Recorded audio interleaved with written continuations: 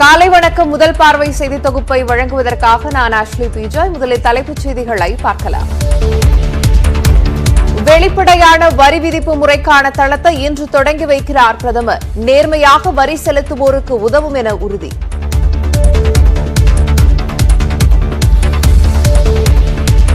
தமிழகத்தில் மேலும் 5871 பேருக்கு கொரோனா தொற்று. ஒரே நாளில் 119 பேர் வைரஸ் பாதிப்பால் உயிரிழப்பு.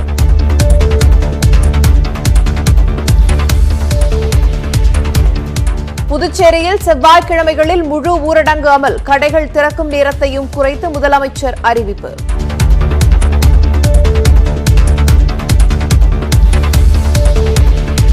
தமிழகத்தில் இனி பாஜக தலைமையில்தான் தேர்தல் கூட்டணி என VP துரைசாமி கருத்து. மதுரை கிழக்கு தொகுதியில் பாஜக போட்டியிடும் என்ற சுவர் விளம்பரத்தால் சர்ச்சை.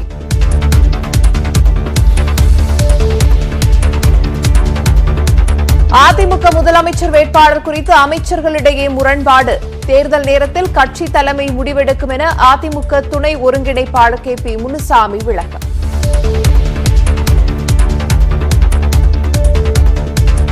H1B விசா பெறுவதற்கான கட்டுப்பாடுகளை தளர்த்தியது அமெரிக்கா. ஏற்கனவே இருந்த வேலைக்கு செல்ல விசா வழங்கப்படும் என அறிவிப்பு.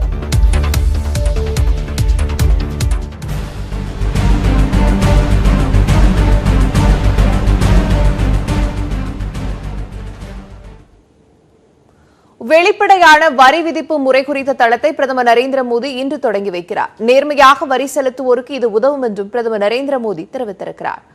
வருமான வரி விதிப்பு முறைகளில் பல்வேறு சீர்திருத்தங்களை மத்திய நேரடி வரிகள் வாரியம் மேற்கொண்டு வருகிறது. இதன்படி தொழில் நிறுவனங்களுக்கான வரி 30% 22% குறைக்கப்பட்டது.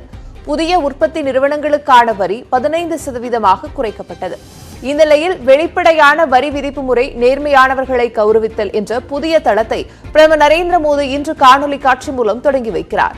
இதுகுறித்து ட்விட்டரில் பதிவிட்டுள்ள பிரதமர், சீர்திருத்த நடவடிக்கைகளுக்கு வரி விதிப்பை எளிமையாகும் இந்த தளம் பலன் சேர்க்கும் என்றும் நாட்டின் வளர்ச்சிக்கு உதவும் வகையில் நேர்மையாக வரி செலுத்துவோர் பயனடைவார்கள் என்றும் தெரிவித்துள்ளார்.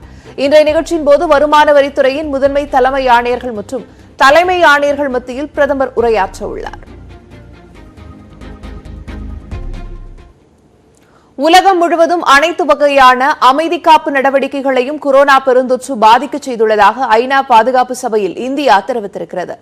கொரோனா பெருந்தொற்று மற்றும் அமைதியை நீடிக்க செய்வதில் உள்ள சவால்கள் குறித்து ஐநா பாதுகாப்பு சபையில் உயர்மட்ட ஆலோசனை நடைபெற்றது. இதில் இந்தியா சார்பில் தாக்கல் செய்யப்பட்ட அறிக்கையில் இந்த சந்ததியினர் இதுவரை பார்க்காத வகையில் சர்வதேச அளவில் பாதிப்புகளை கொரோனா பெருந்தொற்று ஏற்படுத்தியிருப்பதாக தெரிவித்துள்ளது. அமைதி காப்பு நடவடிக்கைகளுக்கு பங்களிப்பை செய்யும் அனைத்து வகையான முயற்சிகளையும் கொரோனா பாதிக்க செய்துள்ளதாக குறிப்பிடப்பட்டுள்ளது. உயிர்களை காப்பாற்றுவதிலே நாட்டின் வளங்கள் பயன்படுத்தப்படுவதால் அமைதி காப்பு நடவடிக்கைகளுக்கான தேசிய முயற்சிகள் பலவீனமடைந்து விட்டதாக கூறப்பட்டுள்ளது. சர்வதேச மேம்பாட்டுக்கான மாதிரியை சர்வதேச நாடுகள் கண்டறிய வேண்டிய அவசியம் என்றும் இது கொரோனாவை கட்டுப்படுத்தும் நாடுகளின் முயற்சிகளை வலுப்படுத்துவதுடன் அமைதிக்கான தளங்களை வலுப்படுத்தும் என்றும் இந்தியா கூறியிருக்கிறது.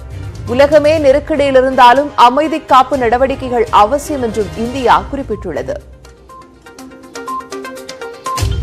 இதனிடையே கொரோனா தடுப்பு நடவடிக்கைகளுக்காக ஆன்டிகோ மற்றும் பர்புடா நாட்டுக்கு 7,50,00,000 ரூபாய் நிதியை இந்தியா வழங்கியுள்ளது.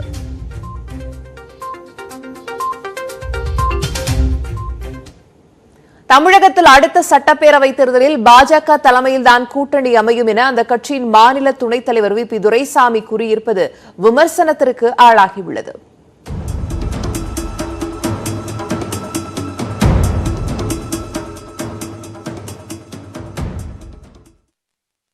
திமுகவிலிருந்து அண்மையில் பாஜகவில் இணைந்த VP துரைசாமி சென்னையில் பாஜக தலைமையகத்தில் செய்தியாளர்களை சந்தித்தார். அப்போது தமிழகத்தில் இனி திமுகவுக்கும் பாஜகவுக்கும் தான் போட்டி என்று கூறிய அவர், சட்டமன்ற தேர்தலில் பாஜக தலைமையிலேயே கூட்டணி அமையும் என்று குறிப்பிட்டார்.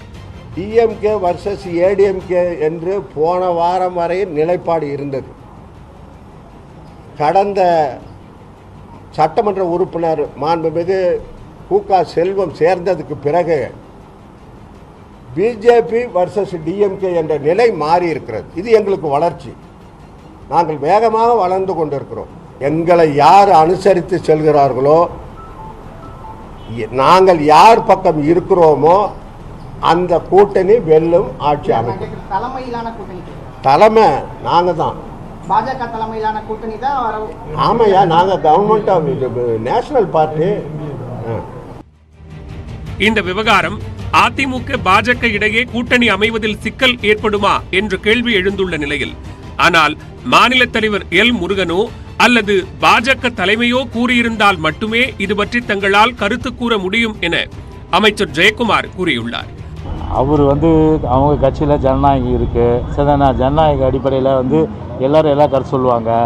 அவர் சொன்ன கருத்து, அந்த கருத்துக்கு உடன்பாடு இல்லையான்றதெல்லாம் யார் டிசைட் பண்ணுறது?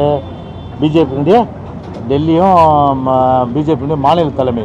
ஸோ அவங்க சொல்லிட்டோம், அதுக்கு பிறகு எங்களுடைய ரியாக்ஷனை நாங்கள் காண்கிறோம். அதே சமயம் நேற்று வரை மு.க. ஸ்டாலினை புகழ்ந்த வி.பி. துரைசாமி தற்போது எங்கேயோ சென்றிருப்பதாகவும் அவருக்கெல்லாம் பதில் கூற முடியாது என்றும் அதிமுகவின் துணை ஒருங்கிணைப்பாளர் கே.பி. முனுசாமி கூறியுள்ளார். நேற்று வரை திரு கருணாநிதியை புகழ்ந்தவர், நேற்று வரை திரு ஸ்டாலினை புகழ்ந்தவர், அதற்கு முன்பாக புரட்சி தலைவி அம்மாவை புகழ்ந்தவர், இன்று எங்கோ ஓடி இருக்கிற இடத்தில் தன்னை முகத்தை காட்டிக்கொள்வதற்காக இது போன்ற கருத்துக்களை எல்லாம் சொல்லிக் கொண்டிருக்கிறார். இந்த போன்ற கருத்துக்களுக்கு பத்திரிகைகளும் நீங்கள் முக்கியத்துவம் கொடுக்க வேண்டிய அவசியமில்லை, அதற்கு விளக்கமான பதிலும் எங்களை போன்றவர்கள் கொடுக்க வேண்டிய அவசியமில்லை என்பதை தெரிவித்துக் கொள்கிறேன். அதிமுகவுடன் கூட்டணி அமைக்காவிட்டால் பாஜகவுக்குத்தான் இழப்பு என அரசியல் விமர்சகர்களும், தேர்தலுக்கு முன்னர் இதுபோன்ற கருத்துக்கள் வெளியாவது சகஜம்தான் என்றும் மூத்த பத்திரிகையாளர்களும் கூறுகின்றனர். அதிமுக கூட்டணியை விட்டு விலகினால் அது பாஜகவுக்கு தான் ஒரு இழப்பை ஏற்படுத்துமே தவிர அதிமுகவுக்கு ஒரு பெரிய இழப்பை ஏற்படுத்தாது. இன்ஃபேக்ட் அதிமுக உடைய அப்பீல் கொஞ்சம் கூடக்கூடியதான் வாய்ப்பு இருக்கிறது, பாஜக இல்லாமல் அவர்கள் தேர்தலை சந்தித்தார்கள் என்றால். ஆனால் இதுல ஹிடன் மீனிங் என்னன்னா, மத்திய அரசினுடைய அழுத்தம், மத்திய பாஜகவினுடைய அழுத்தம் அதிமுக மீது வரக்கூடிய வாய்ப்பு இருக்கிறதோ அப்படிங்கிறது தான் ஒரு ஹிடனாக சொல்றாரோ, எச்சரிக்கிறாரோ அப்படிங்கிற கவலையை தவிர கூட்டணியை விட்டுட்டு போயிருவாங்க பாஜகன்னு அதிமுக பெருமளவுல அப்படி கவலைப்படுவாங்கன்னு நான் நினைக்கல. ஆனால் தமிழ்நாட்டில் அந்த அளவிற்கு பாஜக வளரவில்லை என்பதுதான் நிதர்சனமான உண்மை. இந்த அறிக்கை இந்த இரண்டு கட்சிகளுக்கு நடுவே, அதாவது அஇஅதிமுகவுக்கும் பாஜகவிற்கும் இடையே பிளவை ஏற்படுத்துமா என்றால் எனக்கு அவ்வாறான ஒரு எனக்கு நான் அமைத்துக் கொள்ள முடியவில்லை. ஏனென்றால் இந்த மாதிரியான ஒரு அறிக்கைகள் தேர்தலுக்கு முன்பு வருவது என்பது இயற்கை. அதே சமயம் தமிழகத்தில் பாஜக வளர்ச்சி அடைந்துள்ளதை சுட்டிக்காட்டும் வகையிலேயே வி.பி. துரைசாமி கூறியிருப்பதாக தமிழக பாஜக தலைவர் எல் முருகன் குறிப்பிட்டுள்ளார். பாஜக வளர்ந்துட்டு இருக்குன்னு சொல்லியிருக்காரு. இதுல என்ன இருக்கு? பாஜக வளர்ந்துட்டு வந்துட்டு இருக்குன்னு சொல்றாரு. எனினும் சட்டப்பேரவை தேர்தலில் பாஜக மீண்டும் அதிமுகவுடன் கைகோர்க்குமா இல்லையா என்பது தேர்தல் வரை பொறுத்திருந்துதான் பார்க்க வேண்டும். சட்டமன்ற தேர்தலை யார் தலைமையில் சந்திப்பது என்று அதிமுக பாஜக இடையே முரண்பட்ட கருத்துக்கள் எழுந்துள்ள நிலையில் மதுரை கிழக்கு தொகுதியில் பாஜக போட்டியிட உள்ளதாக சுவர் விளம்பரங்கள் வரையப்பட்டுள்ளன. கூட்டணி தொகுதி பங்கீடு பேச்சுவார்த்தை எதுவும் தொடங்காத நிலையில் மதுரையின் கிழக்கு தொகுதியில் பாஜக போட்டியிடும் என அந்த கட்சியினர் முன்கூட்டியே விளம்பரம் செய்ய தொடங்கியிருப்பது அதிமுகவினரிடையே அதிருப்தியை ஏற்படுத்தியுள்ளது. வரும் சட்டமன்ற தேர்தலில் திமுக மற்றும் பாஜக இடையேதான் போட்டி என்பது நகைப்புக்குரியது என திமுக எம்பி தயாநிதி மாறன் தெரிவித்தார். சென்னை மண்ணடியில் தனது தொகுதி நிதியிலிருந்து கழிவறை கட்டும் திட்டத்தை தொடங்கி வைத்த பிறகு செய்தியாளர்களிடம் பேசிய அவர், திமுக மத நல்லிணக்கத்திற்கான இயக்கம் என்றும் வி.பி. துரைசாமியின் விமர்சனத்திற்கு பதிலளிக்க விரும்பவில்லை என்றும் கூறினார். பாஜக மத வெறியை தூண்டுகின்ற இயக்கம், மத வெறியை தூண்டி அரசியல் செய்கின்ற இயக்கம். அது தமிழகத்திலே கண்டிப்பாக வெற்றி பெறாது.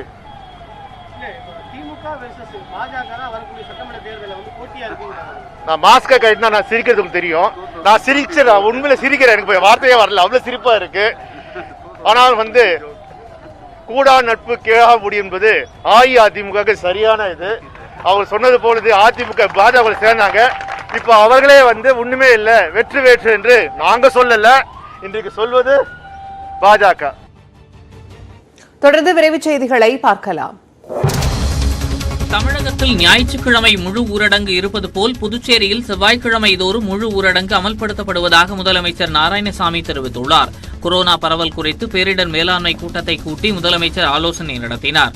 பின்னர் செய்தியாளர்களிடம் பேசிய அவர், தற்போது காலை 6 மணி முதல் இரவு 9 மணி வரை கடைகள் அனுமதிக்கப்படும் நிலையில் நாளை முதல் இரவு 7 மணி வரை மட்டுமே கடைகளை திறக்க வேண்டும் என்றும் உத்தரவிட்டார். புதுச்சேரி மக்கள் தொகையில் 7% பேர் கொரோனா தொற்றால் பாதிக்கப்பட்டுள்ளதாக கூறிய முதலமைச்சர், இன்னும் 6 வார காலத்திற்கு நோய் தொற்று இருக்கும் என மருத்துவர்கள் தெரிவித்துள்ளதாக தெரிவித்தார். கடந்த 4 மாதத்தில் 240 கோடி ரூபாய் வரி இழப்பு ஏற்பட்டுள்ளதாக கூறிய முதல்வர், மத்திய அரசு கொரோனா நிதியாக 3 கோடி மட்டுமே அளித்துள்ளதாகவும் குற்றம் சாட்டினார். சுதந்திர தினத்தை முன்னிட்டு ரயில்வே பாதுகாப்பு படையினர் எழும்பூர் ரயில் நிலையத்தில் சோதனை மேற்கொண்டனர். சுதந்திர தினத்தை முன்னிட்டு சென்னையில் உள்ள ரயில் நிலையங்களில் எப்பொழுதும் பாதுகாப்பு பலப்படுத்தப்படும். இந்த ஆண்டு கொரோனா ஊரடங்கு என்பதால் ரயில் சேவை இந்தியா முழுவதும் நிறுத்தப்பட்டுள்ளது. இந்நிலையில் சென்னையில் உள்ள சென்ட்ரல் மற்றும் எழும்பூர் ரயில் நிலையங்களில் நிறுத்தி வைக்கப்பட்டிருக்கும் ரயில்களில் RPF DSP ராஜு தலைமையில் போலீசார் மோப்பநாய் மற்றும் வெடிகுண்டு கண்டறியும் கருவிகள் மூலம் சோதனை நடத்தினர். பாதுகாப்பு கருதியே சோதனை நடத்தப்படுவதாக DSP ராஜு தெரிவித்தார். செங்கல்பட்டு மாவட்டத்தில் கொரோனா பாதிப்பு 19,000 கடந்துள்ளதை தொடர்ந்து தமிழக தலைமைச் செயலாளர் சண்முகம் தலைமையில் ஆய்வுக் கூட்டம் நடைபெற்றது. மறைமலை நகர் அலுவலகத்தில் நடந்த இந்த கூட்டத்தில் காவல்துறை தலைவர் திரிபாதி, செங்கல்பட்டு மாவட்ட ஆட்சியர், சுகாதாரத்துறை செயலாளர் ராதாகிருஷ்ணன், கண்காணிப்பு அதிகாரி உதயச்சந்திரன் ஆகியோர் பங்கேற்றனர். கொரோனா பரவலை தடுக்க எடுக்க வேண்டிய நடைமுறைகள் குறித்தும் நகரில் எந்த பகுதிகளில் தடுப்புகளை அமைக்கலாம் என்பது குறித்தும் ஆலோசிக்கப்பட்டது. செங்கல்பட்டு மாவட்டத்தில் மறைமலை நகர், கூடுவாஞ்சேரி உள்ளிட்ட பகுதிகளில் தொற்று அதிகமாகி வருவதை அடுத்து அங்கு விதிகள் கடுமையாக்கப்படலாம் என்று கூறப்படுகிறது.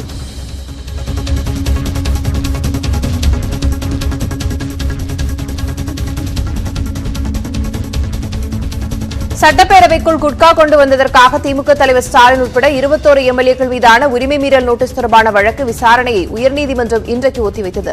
தடை செய்யப்பட்ட குட்கா பொருட்களை சட்டமன்றத்திற்குள் கொண்டு வந்தது தொடர்பான உரிமை மீறல் நோட்டீஸை எதிர்த்து ஸ்டாலின் உட்பட 21 எம்எல்ஏக்கள் தொடர்ந்த மனு தலைமை நீதிபதி அமர்வில் விசாரணைக்கு வந்தது. அப்போது எம்எல்ஏக்கள் தரப்பில் ஆஜரான வழக்கறிஞர் குட்கா எளிதில் கிடைப்பதை சுட்டிக்காட்டவே பேரவைக்கு எடுத்துச் சென்றதாகவும் எந்த உரிமை மீறலும் ஈடுபடவில்லை என்றும் வாதிட்டார். சட்டமன்றத்திற்குள் கருத்து தெரிவித்ததற்காக உரிமை மீறல் பிரச்சினை எழுப்ப முடியாது, உரிமை மீறல் நோட்டீஸ் சட்டவிரோதமானது எனவும் இதில் நீதிமன்றம் தலையிட முடியாது என்றும் வாதிட்டனர். சட்டமன்றத்தில் பெரும்பான்மை நிரூபிக்க உத்தரவிட வேண்டும் என்று ஸ்டாலின் ஆளுநருக்கு கடிதம் அனுப்பியதால் உரிமை மீறல் பிரச்சினை எடுக்கப்பட்டிருப்பதாகவும் திமுக வழக்கறிஞர் முறையிட்டார். மதுரை மாவட்டம் உசிலம்பட்டியில் ஊரக வளர்ச்சி திட்டப்பணிகளுக்கு டெண்டர் விடுவது தொடர்பாக அதிமுக திமுகவினரிடையே மோதல் ஏற்பட்டது. உசிலம்பட்டி ஊராட்சி ஒன்றியத்தில் 1 கோடி ரூபாய் மதிப்பீட்டில் வளர்ச்சி திட்ட பணிகளுக்கான டெண்டர் விடப்பட்ட நிலையில் CCTV கேமராக்களை முடக்கி வைத்துவிட்டு குறிப்பிட்ட நேரத்திற்கு முன்பே டெண்டர் விடப்பட்டதாக கூறி அதிமுகவினர் வாக்குவாதத்தில் ஈடுபட்டனர். இதற்கு எதிர்ப்பு தெரிவித்து திமுகவினர் அதிமுக நிர்வாகிகளை வெளியேற்ற முயன்றதால் இரு தரப்பினரிடையே கைகலப்பு ஏற்பட்டது. சம்பவ இடத்திற்கு வந்த போலீசார் இரு தரப்பினரையும் சமாதானப்படுத்தி அனுப்பி வைத்தனர். மேலும் இந்த சம்பவம் தொடர்பாக அதிமுக தரப்பில் திமுக ஒன்றிய செயலாளர் உட்பட 15 பேர் மீது புகார் அளிக்கப்பட்டது. நடப்பாண்டு அரசு கலை மற்றும் அறிவியல் கல்லூரிகளில் சேர மாணவர்கள் மத்தியில் கடும் போட்டி நிலவி வருகிறது.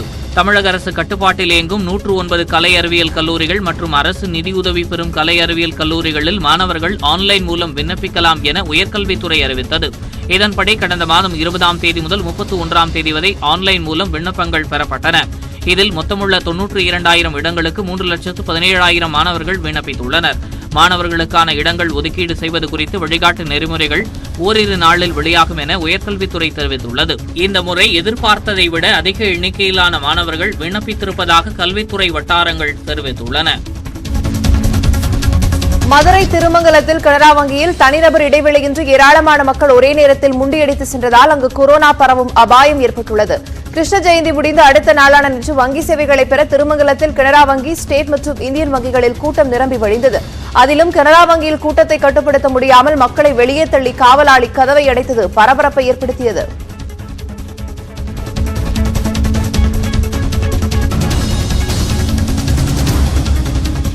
திருமங்கலத்தில் கொரோனா அதிகரித்து வரும் சூழலில் தனிநபர் இடைவெளி காற்றில் பறப்பதால் கொரோனா பரப்பு மையங்களாக வங்கிகளே மாறி வருகின்றன. சர்வதேச யானைகள் தினத்தை முன்னிட்டு கோவை மாவட்டம் சாடிவயலில் 2 கும்கி யானைகளுக்கு வண்ண ஓவியங்கள் வரையப்பட்டு அலங்காரம் செய்யப்பட்டது. யானைகள் முகாமில் இருக்கும் கும்கி யானைகளுக்கு மாவட்ட வன அலுவலர் தர்பூசணி, வாழை உள்ளிட்ட உணவுகளை வழங்கினார். சிறப்பு பொங்கல் வைக்கப்பட்டு தீபாரதனையும் காட்டப்பட்டது.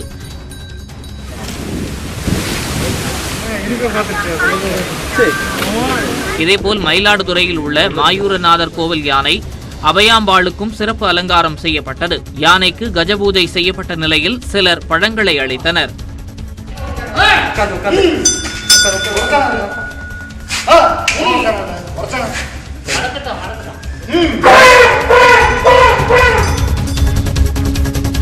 முகக்கவசம் அணியாமல் இருந்த அதிகாரிக்கு அமைச்சர் அறிவுரை வழங்கிய சம்பவம் திருவண்ணாமலையில் நிகழ்ந்துள்ளது.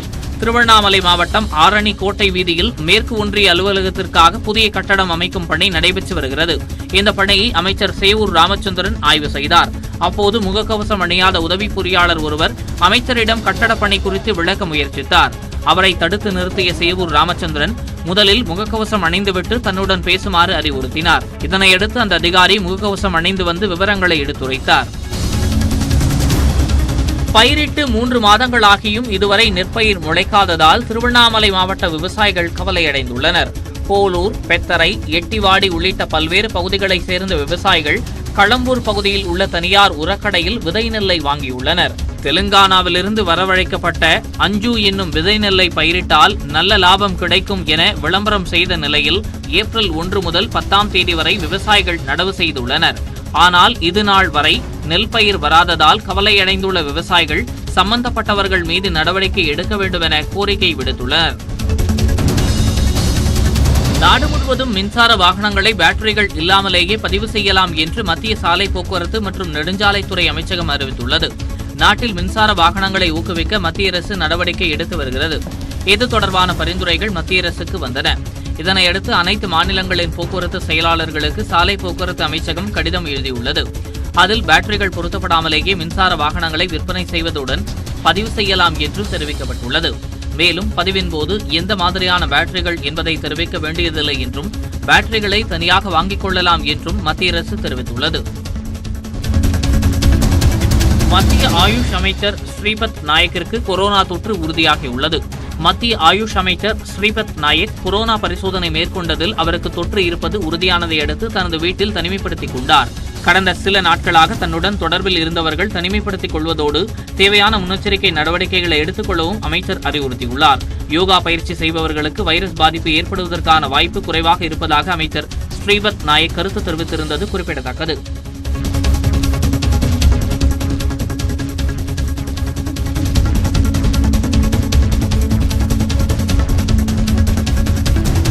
கொரோனாவுக்கான தடுப்பூசிகளை வெளிநாடுகளிலிருந்து இந்திய அரசு வாங்க முடிவு செய்துள்ளது. உலகின் முதல் கொரோனா தடுப்பூசியை கண்டுபிடித்து விட்டதாக ரஷ்யா பதிவு செய்த நிலையில் அதை வாங்குவது தொடர்பாக நிபுணர் குழு அமைக்கப்பட்டது. அந்த குழுவின் ஆலோசனைக்கு பிறகு வெளிநாடுகளிலிருந்து மத்திய அரசு மட்டுமே தடுப்பூசியை வாங்க முடியும் என்றும் மாநில அரசுகள் தனித்தனியே ஆர்டர் செய்யக்கூடாது என்று முடிவு செய்யப்பட்டுள்ளது. வெளிநாடு மற்றும் உள்நாட்டு தயாரிப்புகளை வாங்குவது தொடர்பான வழிமுறைகளும் இன்றைய நிபுணர் குழு கூட்டத்தில் ஆலோசிக்கப்பட்டது. பஞ்சாப் மாநிலத்தில் 12ஆம் வகுப்பு மாணவர்களுக்கு ஸ்மார்ட் போன் வழங்கும் திட்டத்தை முதலமைச்சர் அமரீந்தர் சிங் தொடங்கி வைத்தார். பஞ்சாபில் அரசு பள்ளியில் 12ஆம் வகுப்பு படிக்கும் மாணவர்களுக்கு இலவசமாக ஸ்மார்ட் போன் வழங்கப்படும் என்று காங்கிரஸ் கட்சி தேர்தல் அறிக்கையில் தெரிவித்திருந்தது. இதனை நிறைவேற்றும் வகையில் ஸ்மார்ட் போன் திட்டத்தை முதலமைச்சர் நேற்று தொடங்கி வைத்தார். அப்போது 6 மாணவர்களுக்கு ஸ்மார்ட் போன்களை முதலமைச்சர் வழங்கினார். இந்த ஆண்டில் 1,74,000 மாணவர்களுக்கு நவம்பர் மாதத்துக்குள் ஸ்மார்ட் போன் வழங்கப்படும் என்று முதலமைச்சர் அலுவலகம் அறிவித்துள்ளது. இஸ்ரோ முன்னாள் விஞ்ஞானி நம்பி நாராயணனுக்கு கேரள அரசு 1,30,00,000 ரூபாய் நஷ்டஈடு வழங்கியது. விஞ்ஞானி நம்பி நாராயணன் வெளிநாட்டிடம் பணம் பெற்றுக் கொண்டு ராக்கெட் தொழில்நுட்பங்கள் தொடர்பான ரகசியங்களை பகிர்ந்து கொண்டதாக கடந்த 1994ஆம் ஆண்டு வழக்கு தொடரப்பட்டது. இந்த வழக்கில் தன்னை தவறாக கைது செய்து துன்புறுத்தியதாகவும் உரிய நஷ்டஈடு வழங்க கோரியும் நம்பி நாராயணன் வழக்கு தொடர்ந்தார். அவருக்கு 50 லட்சம் ரூபாய் வழங்க உச்சநீதிமன்றம் உத்தரவிட்ட நிலையில் இழப்பீட்டுத் தொகையை உயர்த்தி வழங்க கோரி திருவனந்தபுரம் சார்பு நீதிமன்றத்தில் நம்பி நாராயணன் மனு தாக்கல் செய்தார். இதற்கிடையே அவருக்கு 1,30,00,000 ரூபாய் இழப்பீடு வழங்க கேரள அமைச்சரவை கூட்டத்தில் கொள்கை முடிவு எடுக்கப்பட்டது. அதன் அடிப்படையில் நம்பி நாராயணனுக்கு 1,30,00,000 ரூபாய் நஷ்டஈடு கேரள அரசு வழங்கியது. தாய்லாந்தில் புதிதாக நியமிக்கப்பட்ட அமைச்சர்கள் மன்னர் முன்னிலையில் பதவியேற்றுக் கொண்டனர். கொரோனா வைரஸ் காரணமாக தாய்லாந்து அரசுக்கு பொருளாதார நெருக்கடி ஏற்பட்டுள்ளது. பிரதமர் பிரயூத் சான் ஓச்சா பதவி விலக வேண்டும் என்று வலியுறுத்தி போராட்டங்கள் நடைபெற்று வருகின்றன. இந்நிலையில் அமைச்சரவையை பிரதமர் மாற்றியமைத்துள்ளார். புதிதாக நியமிக்கப்பட்ட அமைச்சர்கள் மன்னர் வஜிராலோங்கோன் முன்னிலையில் பதவியேற்றுக் கொண்டனர். இதனையடுத்து ராணி சிரிகிட்டுக்கு பிறந்த தினம் என்பதால் மன்னரும் ராணியும் மாளிகையில் உள்ள புத்தர் ஆலயத்துக்கு சென்று வழிபாடு நடத்தினர். மேலும் பல்வேறு தரப்பினரையும் சந்தித்து வாழ்த்து பெற்றனர். H-1B விசா பெறுவதற்கான கட்டுப்பாடுகளில் சில தளர்வுகளை அமெரிக்கா அறிவித்துள்ளது.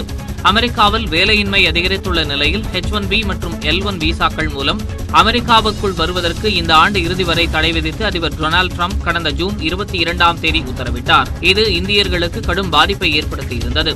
இந்நிலையில் தொழில் நிறுவனங்களின் நலனை கருத்தில் கொண்டு சில தளர்வுகள் அறிவிக்கப்பட்டுள்ளன.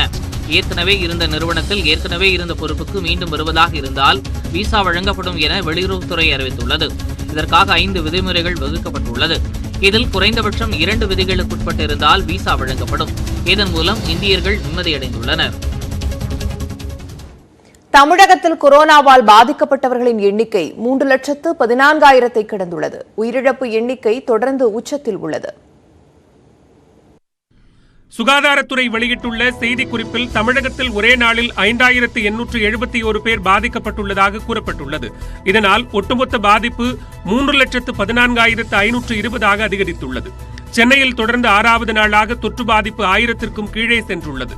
சென்னையில் புதிதாக 993 பேர் உட்பட இதுவரை 1,12,059 பேர் பாதிக்கப்பட்டுள்ளனர். சென்னையை தவிர்த்த பிற மாவட்டங்களில் ஒரே நாளில் புதிதாக 4,878 பேருக்கு தொற்று கண்டறியப்பட்டுள்ளது. செங்கல்பட்டில் 439 பேருக்கும், திருவள்ளூரில் 407 பேருக்கும், கடலூரில் 337, காஞ்சிபுரத்தில் 371 பேருக்கும் தொற்று கண்டறியப்பட்டுள்ளது. தமிழகத்தின் மூலை முடுக்குகளில் எல்லாம் கொரோனா பரவிவிட்டதாக கூறும் தொற்றுநோய் மருத்துவர் சுப்பிரமணியன் தடுப்பூசி வரும் வரை அதனை கட்டுப்படுத்துவது பற்றி பேசி பயனில்லை என்று தெரிவித்துள்ளார். தற்போதைய நிலையில் உயிரிழப்புகளை கட்டுக்குள் வைப்பதே முக்கியம் என்றும் அவர் கூறியுள்ளார். உயிர் சேதத்தை எவ்வளவு கட்டுப்படுத்த முடியுங்கிறது தான் நம்ம பார்க்கணும். அது நல்ல அளவுக்கு கட்டுப்படுத்தியிருக்காங்க. அதுதான் முக்கியமான விஷயம். இப்போ அதோட வேகத்தை குறைக்கிறதுக்காக தான் இந்த லாக்டவுன் அதெல்லாம் செய்யறது. அது ஏற்கனவே எல்லா இடத்துலயும் பரவிடுது. இப்போ அது மருத்துவ ரீதியா நம்ம அதை எப்படி ஹேண்டில் பண்றோங்கிறது தான் முக்கியம். அது இனிமே புதுசா பரவ போறதுங்கிறது இல்ல. எல்லா கிராமத்திலயும் இருக்கு. அதனால அதை பத்தி பேசி புண்ணியம் இல்ல. சென்னையில் 20 பேர் உட்பட மாநிலம் முழுவதும் ஒரே நாளில் 119 பேர் கொரோனாவால் உயிரிழந்தனர். இதனால் தமிழகத்தில் கொரோனா உயிரிழப்பு எண்ணிக்கை 5,278 அதிகரித்துள்ளது. தமிழகம் முழுவதும் ஒரே நாளில் 5,633 பேர் குணமடைந்து வீடு திரும்பினர். குணமடைந்தோர் விகிதம் 81% தாண்டி மொத்த எண்ணிக்கை 2,56,000 கடந்துள்ளது. தமிழகத்தில் ஒரே நாளில் அதிகபட்சமாக 69,697 பேருக்கு கொரோனா பரிசோதனை மேற்கொள்ளப்பட்டுள்ளது. இதுவரை பரிசோதனை செய்யப்பட்டவர்களின் எண்ணிக்கை 33,10,036 உயர்ந்துள்ளது. தமிழகத்தில் அனைத்து மாவட்டங்களிலும் கொரோனா தொற்று கண்டறியப்பட்டது. சென்னையில் தொற்று குறைந்தாலும் உயிரிழப்பு அதிகரித்து வருகிறது. செங்கல்பட்டில் தொற்று எண்ணிக்கை 19,000-ஐயும், திருவள்ளூரில் 18,000-ஐயும் கடந்தது. கோவையில் மேலும் 294 பேருக்கு தொற்று உறுதியாகி பாதிப்பு எண்ணிக்கை 8,000-ஐ நெருங்கி வருகிறது. கடலூரில் மேலும் 339 பேரும், சேலத்தில் 217 பேரும் பாதிக்கப்பட்டுள்ளனர். புதுக்கோட்டையில் மேலும் 147 பேர் பாதிக்கப்பட்டுள்ளனர். திண்டுக்கல்லில் இதுவரை 82 பேர் உயிரிழந்துள்ளனர். சிவகங்கையில் 92 பேரும், திருப்பத்தூர், நாகையில் தலா 72 பேரும் பாதிக்கப்பட்டுள்ளனர். நீலகிரியில் தொற்று எண்ணிக்கை 1000-ஐ நெருங்குகிறது. தமிழகத்திலேயே பெரம்பலூரில் குறைந்தபட்சமாக இதுவரை 808 பேர் பாதிக்கப்பட்டுள்ளனர்.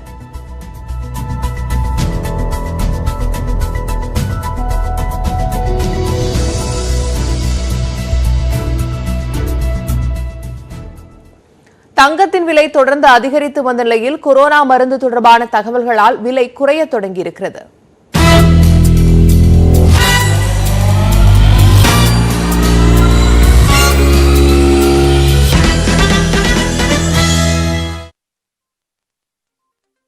தினமும் புதிய உச்சங்களை பதிவு செய்து வந்த தங்கத்தின் விலை கடந்த 2 நாட்களாக சரிய தொடங்கியுள்ளது.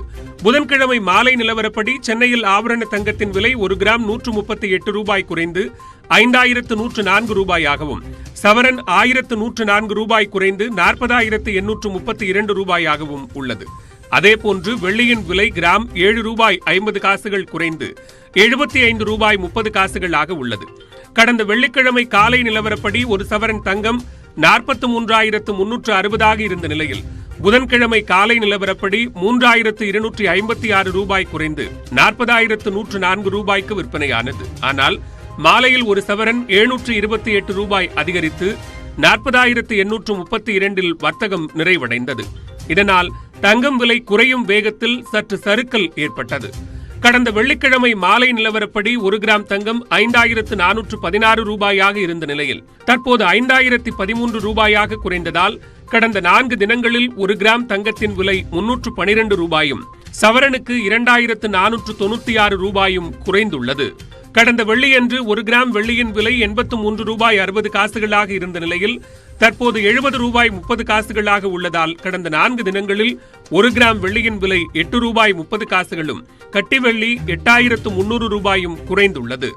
கொரோனாவிற்கு மருந்து கண்டுபிடித்து விட்டதாக ரஷ்யா அறிவித்துள்ள நிலையில் சர்வதேச அளவில் தங்கம் மற்றும் வெள்ளியின் மீது முதலீடு செய்திருந்த முதலீட்டாளர்கள் அவற்றை விற்று லாபத்தை பதிவு செய்ய தொடங்கியுள்ளனர்.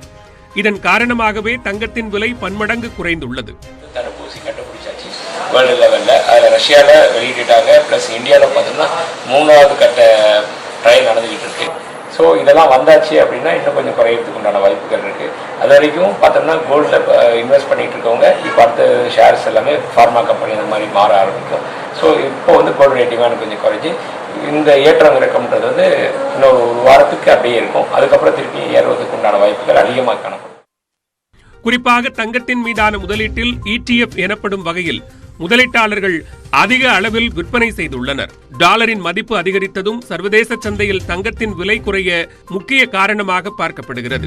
தற்போதைய நிலையில பார்க்கும்பொழுது அமெரிக்கா, சீனா ஆகிய 2 நாடுகளுக்கு இடையே மேற்கொண்டு எத்தகைய ஒரு வர்த்தக உறவில் மேம்படுத்த இருக்கிறார்கள். இதுவையெல்லாம் இந்த தங்கத்தினுடைய விலையில நிச்சயமாக எதிரொலிக்கக்கூடிய வாய்ப்புகள் இருக்கின்றன. ஆனால் முதலீட்டாளர்களை பொறுத்தவரை இந்த மாதிரியான ஒரு இறக்கங்களை பயன்படுத்தி முதலீடுகளை மேற்கொள்வதில் எந்தவிதமான ஒரு தவறும் இருக்காது. தற்போதைய நிலையில பார்க்கும்பொழுது அமெரிக்கா, சீனா ஆகிய 2 நாடுகளுக்கு இடையே மேற்கொண்டு எத்தகைய ஒரு வர்த்தக உறவில் மேம்படுத்த இருக்கிறார்கள். இதுவையெல்லாம் இந்த தங்கத்தினுடைய விலையில நிச்சயமாக எதிரொலிக்கக்கூடிய வாய்ப்புகள் இருக்கின்றன. ஆனால் முதலீட்டாளர்களை பொறுத்தவரை இந்த மாதிரியான ஒரு இறக்கங்களை பயன்படுத்தி முதலீடுகளை மேற்கொள்வதில் எந்தவிதமான ஒரு தவறும் இருக்காது. அதே போன்று கடந்த சில நாட்களாக தங்கத்தின் விலை எந்த வரம்புமின்றி அதிகரித்து மிக அதிக விலை என்ற நிலையை அடைந்தது. தற்போது கொரோனா மருந்து மற்றும் டாலர் மதிப்பு ஆகியவற்றை காரணமாக கொண்டு தங்கத்தின் விலை மாற்றம் கண்டிருக்கிறது. திண்டுக்கல் மாவட்டத்தில் 1 மடங்கு தங்கத்தை கொடுத்தால் 2 மடங்கு தங்கமாக மாற்றுவதாக கூறி 10 பவன் நகைகளை திருடிச் சென்ற மந்திரவாதியை போலீசார் கைது செய்துள்ளனர்.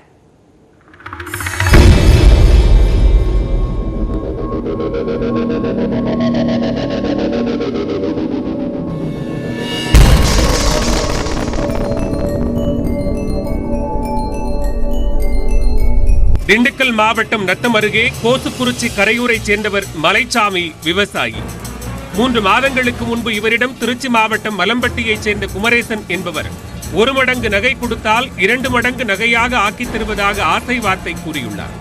முதலில் இதனை நம்பாத மலைச்சாமி குமரேசனின் தொடர் வலியுறுத்தல்களால் மனம் மாறி 10 பவுன் நகைகளை கொடுத்துள்ளார். 10 பவுன் நகைகளை 20 பவுன் நகைகளாக ஆக்கித் தருவதாக வாக்களித்த குமரேசன் அவற்றுக்கு சிறப்பு பூஜைகள் செய்துள்ளார். பின்னர் மலைச்சாமியின் வீட்டுத் தோட்டத்தில் அவரது கண்முன்னால் மண்ணை தோண்டி புதைத்துள்ளார். 1 மாதம் கழித்து அதே இடத்தில் தோண்டி பார்த்தால் 20 பவுன் நகைகளாக மாறியிருக்கும் என்று கூறிவிட்டு குமரேசன் சென்று விட்டார். சரியாக 1 மாதம் கழித்து அதே இடத்தில் மலைச்சாமி தோண்டி பார்த்தபோது அங்கு நகைகளை காணவில்லை. அதிர்ச்சியடைந்த மலைச்சாமி குமரேசனை தொடர்பு கொண்டு கேட்டபோது பூஜைகள் சரியாக நடக்கவில்லை, தான் சொன்னபடி மலைச்சாமி விரதம் கடைபிடிக்கவில்லை என்று சாக்கு போக்குகள் கூறியுள்ளார். 1 மாதத்திற்கும் மேலாக குமரேசனிடம் கேட்டபோது அவர் சரியான பதிலளிக்காமல் நழுவிக்கொண்டே இருந்தார். அதனால் குமரேசன் மீது மலைச்சாமிக்கு சந்தேகம் ஏற்பட்டு நத்தம் போலீசாரிடம் புகார் அளித்தார். போலீசார் குமரேசனை பிடித்து விசாரித்த போது மலைச்சாமியின் வீட்டின் பின்னால் இருந்த நகைகளை தான் திருடியதாக ஒப்புக்கொண்டார். அவரிடமிருந்து 10 பவுன் நகைகளை பறிமுதல் செய்த போலீசார் அவரை கைது செய்து சிறையில் அடைத்தனர். கொரோனா காலத்திலும் கூட இதுபோன்ற மோசடிகள் தொடர்ந்து நடப்பதால் மக்கள் விழிப்புணர்வோடு இருக்க வேண்டும் என்று போலீசார் அறிவுறுத்தியுள்ளனர். அதிமுக முதலமைச்சர் வேட்பாளர் யார் என்பதில் அமைச்சர்களிடையே முரண்பட்ட கருத்து நிலவி வரும் நிலையில் அதை உரிய நேரத்தில் கட்சி அறிவிக்கும் என்று அதிமுகவின் துணை ஒருங்கிணைப்பாளர் KP முனுசாமி கூறியுள்ளார். கட்சியிலும் ஆட்சியிலும் இரட்டை தலைமை கொண்டுள்ள அதிமுக அடுத்த தேர்தலில் யாரை முதலமைச்சர் வேட்பாளராக முன்னிறுத்தப் போகிறது என்ற எதிர்பார்ப்பு எழுந்து வருகிறது. இதற்கு முற்றுப்புள்ளி வைக்கும் வகையில் தேர்தலுக்கு பிறகே எம்எல்ஏக்கள் ஒன்று கூடி யார் முதலமைச்சர் என்பதை முடிவு செய்வார்கள் என அமைச்சர் செல்லூர் ராஜு அண்மையில் கூறினார். அண்ணா திராவிட முன்னேற்ற கழகத்தை கொள்கையை பொறுத்தளவுக்கு சட்டமன்ற உறுப்பினர்கள் கூடி யாரை முதலமைச்சர் என அறிவிக்கிறார்களோ, கூடி தலைவராக யார் அறிவிக்கிறதோ சட்டமன்ற உறுப்பினர்கள் சொல்கிறார்களோ அவர்தான் முதலமைச்சர். இதில் எந்த மாற்று கருத்தும். அதே சமயம் எடப்பாடியாரே என்றும் முதலமைச்சர் என்று அமைச்சர் ராஜேந்திர பாலாஜி ட்விட்டரில் பதிவிட்டிருந்தது கட்சியில் சலசலப்பை ஏற்படுத்தியது. இதேபோல கடந்த நாடாளுமன்ற தேர்தல், சட்டமன்ற இடைத்தேர்தல்களைப் போல எடப்பாடி பழனிசாமியை முன்னிறுத்தும் வகையிலேயே தற்போது தேர்தல்களம் சென்று கொண்டிருப்பதாக அமைச்சர் RB உதயகுமார் கூறியிருக்கிறார். மாண்பு முதலமைச்சரான எடப்பாடியார் அவர்கள், அவருக்கு துணையாக இன்றைக்கு மாண்பு துணை முதலமைச்சர் அவர்கள் இருவரும் மிக சிறந்த புரிதலை வைத்திருக்கிறார். ஆகவே அவர்கள் இன்றைக்கு தீர்க்கமாக முடிவெடுத்து தேர்தலுக்கு அழைத்து செல்வதற்கு இன்றைக்கு பல்வேறு வியூகங்களை வகுத்திருக்கின்றார். இந்த வியூகங்கள் இன்றைக்கு எதிரிகளுக்கு சிம்ம சொப்பனமாக இருக்கிறது. ஆகவே எதிர்க்கட்சிகள் இதில் குளிர்காயலாம் என்றுதான் நினைக்கின்றார்கள் தவிர நாங்கள் தெளிவாக இருக்கிறோம். ஆகவே இதில் எந்த குழப்பமும் இல்லை. மாண்பு முதலமைச்சராக பாசமிகு அண்ணன் எடப்பாடியார் அவர்களை முன்னிறுத்தி தான் களம் சென்று கொண்டிருக்கிறது. ஆனால் அமைச்சர் ஜெயக்குமாரோ எம்ஜிஆர், ஜெயலலிதா மற்றும் இரட்டை இலை சின்னத்தை முன்னிறுத்தியே தேர்தலை எதிர்கொள்வோம் என கூறியுள்ளார். புரட்சித் தலைவர் எம்ஜிஆர், புரட்சித் தலைவர் அம்மா, அதே போல வெற்றி சின்னம், எல்லாரும் வாழ வைத்த சின்னம், ரெட்டலை சின்னம், இதுதான் முன்னிலைப்படுத்து. ஓகேவா? இந்த மூணு முன்னிலைப்படுத்தி, கட்சி முன்னிலைப்படுத்தி யார் அந்த நேரத்தில் அப்ராப்ரியேட்ன்றத கண்டிப்பா கட்சி டிசைட் பண்ணோம். இதுல என்ன இருக்கு மாறுபட்ட கருத்து? இப்படி அமைச்சர்களிடையே மாறுபட்ட கருத்து இருந்து வரும் நிலையில் சில நிர்வாகிகள் அமைச்சர்களிடையே பல ஆசைகள் இருக்கலாம் என்று கூறியுள்ள அதிமுகவின் துணை ஒருங்கிணைப்பாளர் KP முனுசாமி, யார் முதலமைச்சர் வேட்பாளர் என்பது கட்சி தலைமை உரிய நேரத்தில் அறிவிக்கும் என்று கூறியுள்ளார். முதல்வர் வேட்பாளர் என்பதை உரிய நேரத்தில் முறையாக கட்சி தலைமை அறிவிக்கும். எங்களை போன்ற இரண்டாம் கட்ட நிலையில் இருக்கின்றவர்களோ, மூன்றாம் கட்ட நிலையில் இருக்கின்றவோ அல்லது கழக மற்ற தொண்டர்களோ, அவர்கள் சில பேர் சில விதங்களில் ஆசைப்படலாம். அந்த ஆசை அவருடைய விருப்பம், அது முழுவதும் கட்சியினுடைய விருப்பம் என்று சொல்லிவிட முடியாது. கட்சியினுடைய தலைமை உட்கார்ந்து கலந்தாலோசித்து அன்றைய சூழலில், அன்று நிலைமையில் முடிவெடுக்கும். இன்று மாண்பு முதலமைச்சர் எடப்பாடி பழனிசாமி சிறப்பான ஆட்சி செய்து கொண்டிருக்கிறார். சாதாரண மனிதன் கூட நேரடியாக சந்திக்கக்கூடிய நல்ல ஒரு வாய்ப்பை இந்த ஆட்சி ஏற்படுத்தியிருக்கிறது. இந்த முதலமைச்சர், துணை முதலமைச்சர் மற்ற அமைச்சர் பெருமக்கள் ஏற்படுத்தியிருக்கிறார்கள். எனவே இது ஒரு கூட்டு முயற்சி. இந்த முயற்சி தொய்வில்லாமல் நிச்சயமாக மேலும் மேலும் வளரும். அடுத்த தேர்தலிலும் அனைத்து இந்திய அண்ணா திராவிட முன்னேற்ற கழகம் உறுதியாக வெற்றி பெறும் என்பதை தெரிவித்துக் கொள்கிறேன்.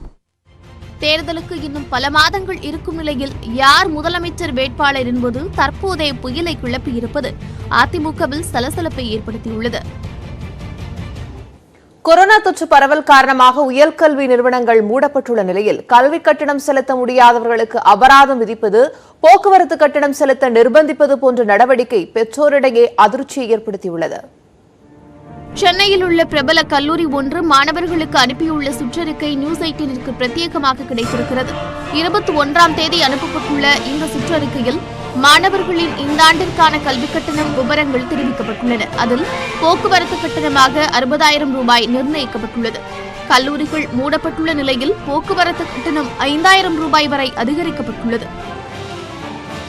Our college sent us a fee structure for this year, and they had actually increased the transport and hostel charges more than what we usually pay. So we were pretty surprised by this, and we sent them mails.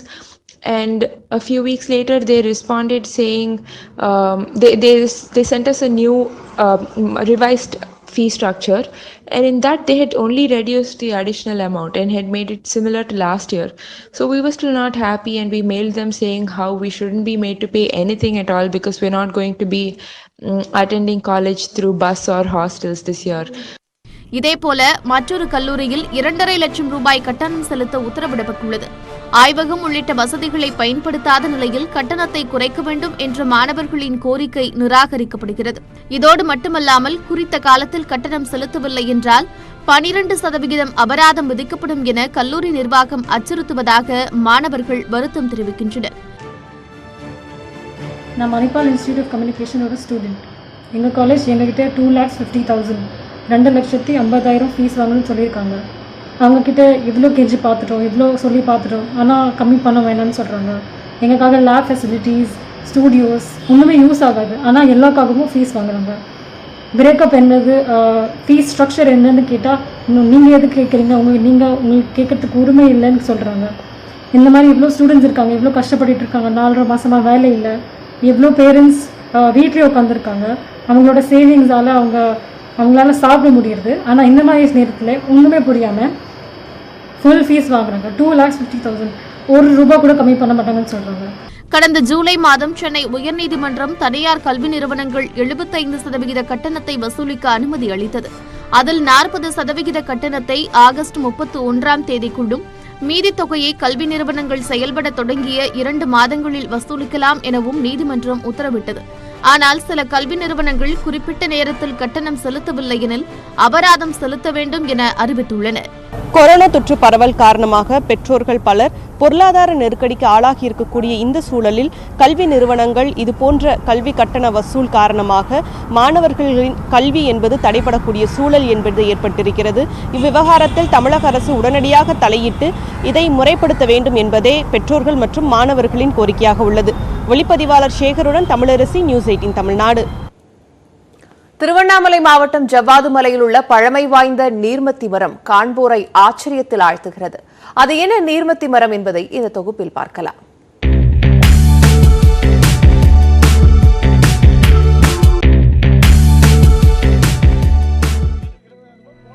சுற்றிலும் பச்சை பொருவியை போர்த்தியது போல் ரம்மியமாக காட்சியளிக்கும் இந்த பகுதி ஊட்டியோ கொடைக்கானலோ அல்ல, திருவண்ணாமலை மாவட்டம் ஜவ்வாது மலைதான். கடல் மட்டத்திலிருந்து 4000 அடி உயரம் கொண்ட ஜவ்வாது மலையை ரசிக்க ஆண்டுதோறும் ஏராளமான சுற்றுலா பயணிகள் வருகை தருவார்கள். பல சிறப்புகளை கொண்ட ஜவ்வாது மலைக்கு கூடுதல் பெருமை சேர்க்கும் நீர்மத்தி மரம் பற்றி இங்கு பலரும் தெரிந்திருக்க வாய்ப்பில்லை. மேல்பட்டு கிராமத்தில் 20 பெரும் கிளைகளை கொண்டு பிரம்மாண்டமாக காட்சியளிக்கும் இந்த நீர்மத்தி மரம் கிட்டத்தட்ட 1000 ஆண்டுகள் பழமை வாய்ந்தது.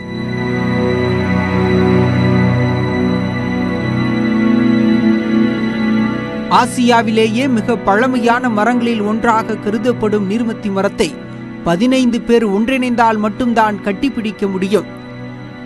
மழைக்காலங்களில் வேர்கள் மூலம் அதிக அளவு நீரை நீர்மத்தி மரம் உறிஞ்சி வைப்பதாகவும், கோடை காலங்களில் மரத்திற்கு அடியில் சென்றால் ஏசியில் இருப்பது போன்ற குளுமையை உணரலாம் எனவும் இப்பகுதி மக்கள் கூறுகின்றனர். இந்த நீர்மருதுன்ற மரம் வந்துட்டு தண்ணீரை தேக்கி வைக்கக்கூடிய அந்த ஆற்றலை பெற்ற ஒரு சிறப்பு குணமுடைய ஒரு மரம். இந்த மரத்து அடியில் வந்து நீங்கள் நின்னீங்கன்னாக்கா குளு குளுன்னு உணர்வீங்க. ஏன்னா அந்த மரத்தோட சிறப்பு அப்படி, அந்த ஈரத்தன்மை, அந்த குளிர்ந்த காத்தோட்ட நிலையை வந்து பெற்று அந்த மக்கள் அங்கே கீழே வந்தீங்கன்னாக்கா அதை வந்து வெயில் கோடை காலத்தில் கூட அந்த உணர்வு வந்து நீங்கள் பெறுவீங்க. 80 மீட்டர் வரை இதன் வேர்கள் படர்ந்திருக்கும். இதன் இலைகள் மருத்துவ குணமிக்கது என கிராம மக்கள் கூறுகின்றனர். இயற்கையின் கொடையாக விளங்கும் இந்த நீர்மத்தி மரத்தினை பாதுகாத்து இதன் சிறப்புகளை அனைவரிடமும் கொண்டு சேர்க்க வேண்டும் என்பதே மேல்பட்டு கிராம மக்களின் எதிர்பார்ப்பாக உள்ளது. நியூஸ் 18 தமிழ்நாடு செய்திகளுக்காக திருவண்ணாமலையிலிருந்து சதீஷ்.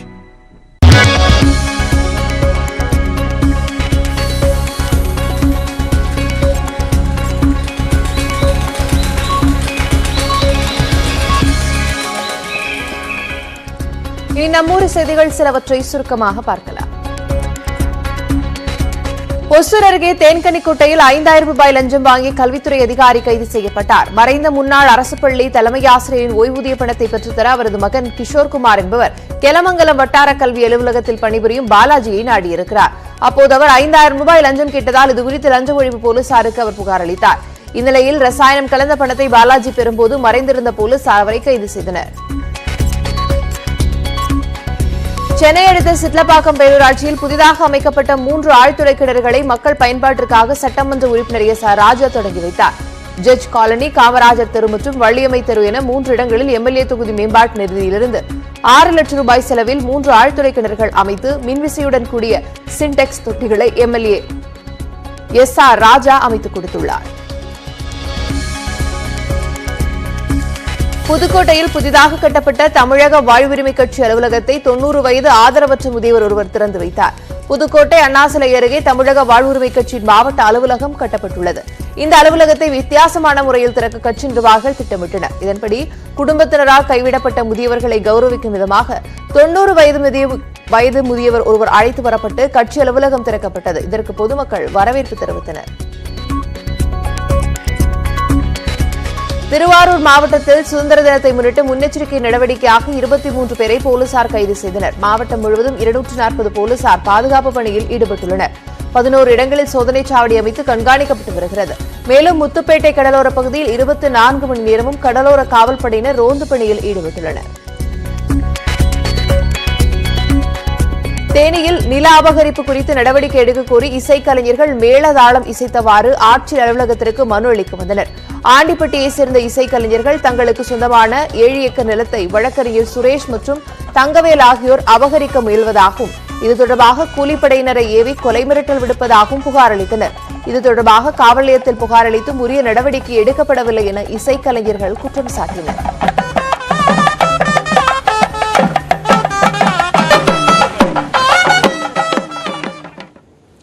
அமெரிக்க துணை அதிபர் பதவிக்கான வேட்பாளராக கமலா ஹாரிஸ் அறிவிக்கப்பட்டுள்ளது. கருப்பின மக்களை உற்சாகமடைய வைத்துள்ளது. ஒபாமா, கிளின்டன் உள்ளிட்டோர் கமலா ஹாரிஸுக்கு ஆதரவளித்துள்ள நிலையில் அவரது செயல்பாடுகள் குறித்து ட்ரம்ப் கடுமையாக விமர்சித்துள்ளார்.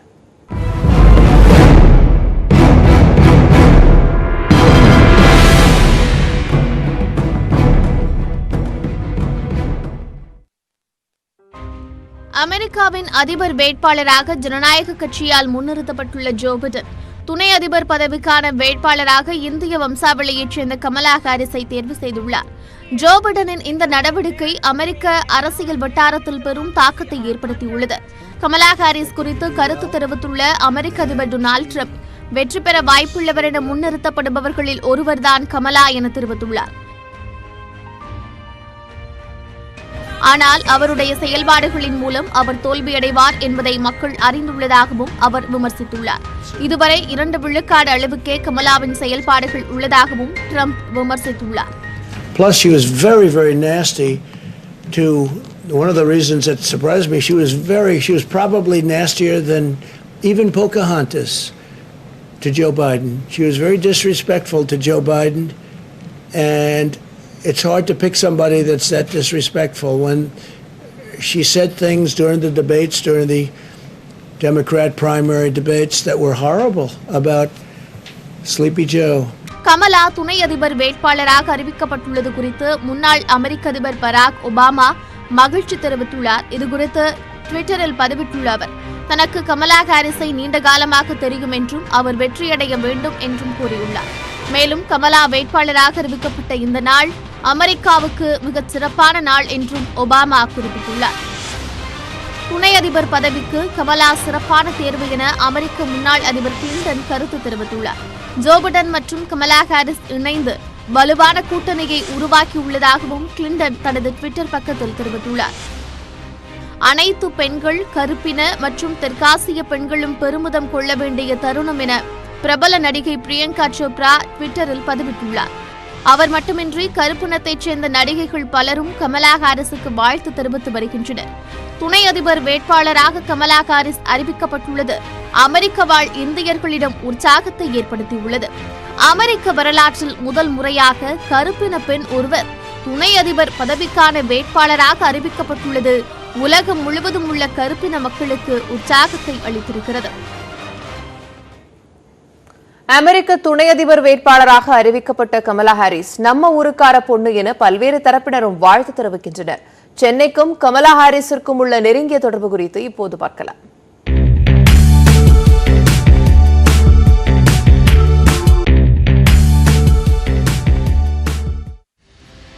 கமலா ஹாரிஸ் கடந்த ஆண்டு CNN-க்கு அளித்த பேட்டியில் சென்னைக்கும் தனக்கும் இடையான உறவு குறித்து பகிர்ந்து கொண்டுள்ளார். தன்னுடைய தாய் தனக்கும் தனது சகோதரி மாயாவிற்கும் இந்திய பண்பாடு குறித்து கற்றுக் கொடுத்துள்ளதாக கூறியுள்ளார். ஒவ்வொரு 2 ஆண்டுகளுக்கு ஒருமுறை இந்தியா செல்லும் போதும் தன் வாழ்க்கையில் மிகவும் தாக்கத்தை ஏற்படுத்தியவர்கள் தாய் மற்றும் தனது தாத்தா PV கோபாலன் என கமலா ஹாரிஸ் தெரிவித்துள்ளார். இந்திய வம்சாவளியை சேர்ந்த ஒருவர் அமெரிக்க துணை அதிபர் வேட்பாளராக அறிவிக்கப்பட்டது மிகுந்த மகிழ்ச்சி அளிப்பதாக இந்தியாவில் உள்ள கமலா ஹாரிஸின் உறவினர்கள் தெரிவித்துள்ளனர். கமலா ஹாரிஸ் மேம் உடைய அந்த விபி கேண்டிடேட்டா செலக்ட் ஆயிருக்காங்க. சோ அத பத்தி நீங்க என்ன ஃபீல் பண்றீங்க? ரொம்ப சந்தோஷம். வெயிட் பண்ணிட்டு இருந்தோம், வருவோம்னு தெரியும், இருந்தாலும் வெயிட் பண்ணிட்டு இருந்தோம் அனௌன்ஸ்மெண்ட்க்கு. சோ ரொம்ப சந்தோஷமா இருக்கு. மேம் நீங்க அவங்கள பத்தி என்ன சொல்ல விரும்புறீங்க? கமலா ஹாரிஸ் மேம் இவ்ளோ பெரிய அமெரிக்கன், அவளை நிறைய தடவை நாங்க குழந்தையாவும் பாத்துருக்கோம், வயசானப்புறமும் நிறைய தடவை வந்திருக்கா அவள் இந்தியாவுக்கு. சோ நாங்க நிறைய கான்டாக்ட். லாஸ்ட் நான் அவளை பார்த்தது எப்போ, when she was chosen as a senator, I come there for அவளோட ஸ்வேரிங் இன்க்கு நான் வந்திருந்தேன் செனட்டருக்கு. அந்த மாதிரி சோ we have interacted, அந்த மாதிரி நாங்க பண்ணிருக்கோம். சோ அந்த குழந்தை she's a nice affectionate நல்ல குழந்தைமா, அவ்வளவுதான். Okay okay. நீங்க அவங்க கிட்ட பேசுனீங்களா இந்த அனௌன்ஸ்மெண்ட் வந்ததுக்கு அப்புறம்? எனக்கே காலம்பர 4 மணிக்கு யாரோ இட்டு விட்டா, அவ she must be busy somewhere. Okay, talk to her later. Okay ma'am, okay, thank you so much, thank you. இந்நிலையில் சுதந்திர போராட்ட தியாகியாக இருந்த தனது தாத்தா PV கோபாலன் பின்னர் மாநில அளவிலான செயலாளர் பதவிகளில் இருந்துள்ளதாகவும் கமலா ஹாரிஸ் தனது பேட்டிகளில் பகிர்ந்து கொண்டுள்ளார். தாத்தாவின் ஓய்விற்கு பிறகு சென்னை பெசன்ட் நகர் கடற்கரையில் அவருடன் நடைபயிற்சி மேற்கொண்டதையும் கமலா பேட்டிகளில் நினைவு கூர்ந்துள்ளார். கடற்கரை நடைபயிற்சியில் தனது சகாக்களுடன் தாத்தா ஊழலை தடுப்பது குறித்தும் அரசியல் குறித்தும் நடத்திய உரையாடல்கள் தனக்குள் தாக்கத்தை ஏற்படுத்தியதாக கூறும் கமலா, அவை தன்னை நேர்மையான பொறுப்புள்ள பெண்ணாக மாற்றியதாக தெரிவித்துள்ளார். பிரபல தொலைக்காட்சியில் தொகுப்பாளினி மிண்டி சொக்கலிங்கம் நடத்திய நிகழ்ச்சியில் கலந்து கொண்டு கமலா ஹாரிஸ் தோசை சுடும் வீடியோ தற்போது வேகமாக பரவி வருகிறது. அப்போதும் கூட சென்னை உடனான தனது நினைவலைகளை அவர் பகிர்ந்து கொண்டார். How are you? It's so good to meet you. Thank you for coming. My grandparents lived in Besant Nagar. Yeah, actually, they were in my family lives. Yes, I would go and take walks on the morning on the beach with my grandfather. Yeah. மேலும் உலகிலேயே இந்தியாதான் மிகவும் பழமையான ஜனநாயகத்தை கொண்டுள்ளதாகவும் அதுவே தன்னை இந்த அளவிற்கு உயர்த்தியுள்ளதாகவும் கூறியுள்ள கமலா, தனது தாத்தா பாட்டி மனித உரிமை மீது நம்பிக்கை கொண்டவர்கள் எனவும் தெரிவித்துள்ளார். அமெரிக்காவில் துணை அதிபர் தேர்தலில் கமலா ஹாரிஸ் நிச்சயம் வெற்றி பெறுவார் என்றும் அடுத்த முறை அதிபர் வேட்பாளராக அறிவிக்கப்பட வாய்ப்பிருப்பதாகவும் டெல்லியில் உள்ள அவரது தாய்மாமா பாலச்சந்திரன் கோபாலன் தெரிவித்துள்ளார். அட்டர்னி ஒரு தடவை, செனட்டர் ஒரு தடவை. செனட்டர் 6 வருஷம் 4 வருஷம் ஆயிருக்கு, இன்னும் 2 வருஷம் இருக்கு. எலெக்ஷன் தோக்க மாட்டான், தோக்காலும் செனட்டராக இருக்கும். Okay okay. பட் ஆனால் அடுத்த பிரசிடென்ஷியல் எலெக்ஷனில் அவள் பிரசிடென்ஷியல் நாமினி ஆகுது ரொம்ப சான்ஸ் ஜாஸ்தி. இந்தியர்களும் குறிப்பாக தமிழர்களும் பெருமை கொள்ள வேண்டிய தருணம் என கமலா ஹாரிஸ் குறித்து துணை முதலமைச்சர் ஓ பன்னீர்செல்வம் ட்விட்டரில் பதிவிட்டுள்ளார். கமலா ஹாரிஸை துணை அதிபர் வேட்பாளராக ஜனநாயக கட்சியின் ஜோ பிடன் அறிவித்தது பெருமையான விஷயம் என திமுக MP கனிமொழி கூறியுள்ளார். இதுகுறித்து ட்விட்டரில் பதிவிட்டுள்ள அவர், இந்திய தமிழ் வம்சாவளியை சேர்ந்த கமலா ஹாரிஸுக்கு வாழ்த்துக்கள் என குறிப்பிட்டுள்ளார். கருப்பின மக்களின் உரிமைகளுக்கு குரல் கொடுத்து வருபவரும் சிறந்த பெண் அரசியல்வாதிகளில் ஒருவருமான கமலா ஹாரிஸ் வரலாற்றை முறியடித்து அமெரிக்க துணை அதிபராக வேண்டும் என கரூர் காங்கிரஸ் MP ஜோதிமணி வாழ்த்து தெரிவித்துள்ளார். ஜனநாயக கட்சி வெற்றி பெற்று இவர்கள் தேர்தலில் வெற்றி பெற்றால் அந்த ஜனாதிபதி துணை ஜனாதிபதி பதவிக்கு இதுவரைக்கும் அமெரிக்காவோட நூற்றாண்டு காலங்களான சரித்திரத்தில் ஒரு பெண் வந்ததே கிடையாது. அந்த வரலாற்றை முறியடித்து அப்படி ஒரு முதல் பெண்ணாக கமலா ஹாரிஸ் அவர்கள் இடம்பெறுவார்கள். அதற்காக தமிழகத்தின் சார்பாகவும் இந்தியாவின் சார்பாகவும் எனது காங்கிரஸ் கட்சியின் சார்பாகவும் எனது நல்வாழ்த்துக்களை கமலா ஹாரிஸ் அவர்களுக்கு தெரிவித்துக் கொள்கிறேன். நன்றி. தொடர்ந்து விரைவுச் செய்திகளை பார்க்கலாம். புதுக்கோட்டையில் கொரோனா ஊரடங்கால் வாழ்வாதாரம் பாதிக்கப்பட்ட ஊசி பாசி விற்கும் இளைஞருக்கு முகக்கவசம் விற்கும் கடையமைத்துக் கொடுத்த கல்லூரி மாணவிகளின் உதவி அனைவரின் பாராட்டுக்களையும் பெற்று வருகிறது. கோகிலா, ஸ்ரீ சண்முக பிரியா என்ற கல்லூரி மாணவிகள் இயற்கை பேரிடர்களின் போது மக்களுக்கு தங்களால் இயன்ற உதவியை செய்து வந்துள்ளனர். இந்நிலையில் புதுக்கோட்டை பேருந்து நிலையத்தில் ஊசி பாசி விற்று வந்த இளைஞருக்கு கடந்த 5 மாதங்களாக வருவாய் இல்லை. இதனை அறிந்த கல்லூரி மாணவிகள் தங்கள் நண்பர்களின் உதவியால் 3000 ரூபாயில் முகக்கவசம் விற்கும் கடையை அமைத்துக் கொடுத்தனர். இதனால் வருவாயின்றி அடுத்த வேளை உணவுக்கே வழியின்றி தவித்து வந்த இளைஞர் தினமும் 200 ரூபாய் முதல் 500 ரூபாய் வரை வருவாய் ஈட்டி வருகிறார். மாணவிகளின் இந்த முயற்சியை பலரும் பாராட்டி வருகின்றனர். மணல் கடத்தல் தொடர்பாக எத்தனை வழக்குகள் பதிவு செய்யப்பட்டுள்ளன என தூத்துக்குடி மாவட்ட ஆட்சியர் பதில் மனு தாக்கல் செய்ய உயர்நீதிமன்ற மதுரை கிளை உத்தரவிட்டுள்ளது. தூத்துக்குடி மாவட்டம் உடன்குடியில் நீதிமன்ற உத்தரவை மீறி மணல் கடத்தல் நடைபெறுவதை தடுக்க கோரிய மனு உயர்நீதிமன்ற மதுரை கிளையில் விசாரணைக்கு வந்தது. அப்போது இந்த வழக்கில் தலைமைச் செயலாளர், தொழில்துறை முதன்மைச் செயலாளரை எதிர்மனுதாரராக சேர்க்க நீதிபதிகள் உத்தரவிட்டனர். மணல் கடத்தல் தொடர்பாக இதுவரை எத்தனை வழக்குகள் பதிவு செய்யப்பட்டுள்ளன, அந்த வழக்குகளின் விசாரணை நிலை என்ன என்று பதில் மனு தாக்கல் செய்ய ஆணை பிறப்பித்தனர். மேலும் நீதிமன்றத்தின் பொறுமையை சோதிக்க வேண்டாம் என்று காட்டமாக கூறிய நீதிபதிகள் வழக்கு விசாரணையை அடுத்த மாதம் 8ஆம் தேதிக்கு ஒத்திவைத்தனர். அரசு பணியில் உள்ள மாற்றுத்திறனாளிகள் வரும் 31ஆம் தேதி வரை பணிக்கு வருவதிலிருந்து விலக்களித்து அரசாணை பிறப்பிக்கப்பட்டுள்ளது. கொரோனா காரணமாக பிறப்பிக்கப்பட்ட ஊரடங்கால் கடந்த மார்ச் முதல் ஜூலை 31ஆம் தேதி வரை அரசு பணியில் உள்ள மாற்றுத்திறனாளிகள் அலுவலகங்களுக்கு வருவதிலிருந்து விலக்கு அளிக்கப்பட்டது. இன்னும் பொது போக்குவரத்து சேவை தொடங்காததாலும் அவர்களின் உடல்நிலை கருதியும் இது தொடர்பான உத்தரவை நீட்டிக்க வேண்டும் என மாற்றுத்திறனாளிகள் சங்கம் சார்பில் கோரிக்கை விடுக்கப்பட்டது. இதனையடுத்து வரும் 31ஆம் தேதி வரை மாற்றுத்திறனாளிகள் பணிக்கு வருவதிலிருந்து விலக்கு அளித்து அரசாணை பிறப்பிக்கப்பட்டுள்ளது. இலங்கையில் பிரபல தாதாவான அங்குடலொக்கா உயிரிழந்த வழக்கில் தொடர்புடைய 3 பேரை 3 நாட்கள் சிபிசிஐடி காவலில் எடுத்து விசாரிக்க கோவை தலைமை குற்றவியல் நீதிமன்றம் அனுமதி அளித்துள்ளது. அங்குடலொக்கா சந்தேகத்திற்கிடமான வகையில் அண்மையில் கோவையில் உயிரிழந்தார். லுக்காவின் காதலி அம்மானி தாஞ்சி, வழக்கறிஞர் சிவகாம சுந்தரி, தியானேஸ்வரன் ஆகியோரை சிபிசிஐடி அதிகாரிகள் தற்போது விசாரித்து வருகின்றனர். இலங்கையையே கலக்கி வந்த தாதா அங்குடலொக்கா அண்மையில் பிரதீப் சிங் என்ற பெயரில் கோவையில் தங்கியிருந்த போது உயிரிழந்தார். அவரது மரணத்தில் சந்தேகம் உள்ளதால் அது பற்றி விசாரிக்க 3 பேரை சிபிசிஐடி அண்மையில் கைது செய்தது குறிப்பிடத்தக்கது. சென்னை மணலி துறைமுகத்தில் சரக்கு பெட்டக நிலையத்தில் சேமித்து வைக்கப்பட்டிருந்த அமோனியம் நைட்ரேட் முழுவதும் 15 கண்டெய்னர்கள் மூலம் ஹைதராபாத்திற்கு அனுப்பி வைக்கப்பட்டன. கடந்த சில நாட்களுக்கு முன் லெபனான் நாட்டின் பெய்ரூட் நகரில் அமோனியம் நைட்ரேட் வேதிப்பொருள் வெடித்ததில் 100கணக்கானோர் உயிரிழந்தனர். அதன் தொடர்ச்சியாக சென்னை மணலி துறைமுகத்தில் இருப்பு வைக்கப்பட்டிருந்த 740 டன் அமோனியம் நைட்ரேட்டை பாதுகாப்பு கருதி அப்புறப்படுத்த நடவடிக்கை எடுக்கப்பட்டது. ஹைதராபாத்தைச் சேர்ந்த நிறுவனம் மின்னணு முறையில் அமோனியம் நைட்ரேட்டை ஏலத்தில் எடுத்த நிலையில் அவற்றை அகற்றும் பணியை மேற்கொண்டது.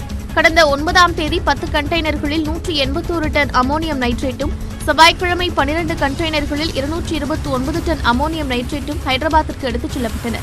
இந்நிலையில் மீதமுள்ள அமோனியம் நைட்ரேட் வேதிப்பொருள் அனைத்தும் 15 கண்டெய்னர்கள் மூலம் ஹைதராபாத்திற்கு அனுப்பி வைக்கப்பட்டன. 2020ஆம் ஆண்டின் சிறந்த புலனாய்வுக்கான மத்திய உள்துறை அமைச்சகத்தின் விருதுக்கு தமிழகத்தைச் சேர்ந்த 6 காவலர்கள் தேர்வு செய்யப்பட்டுள்ளனர்.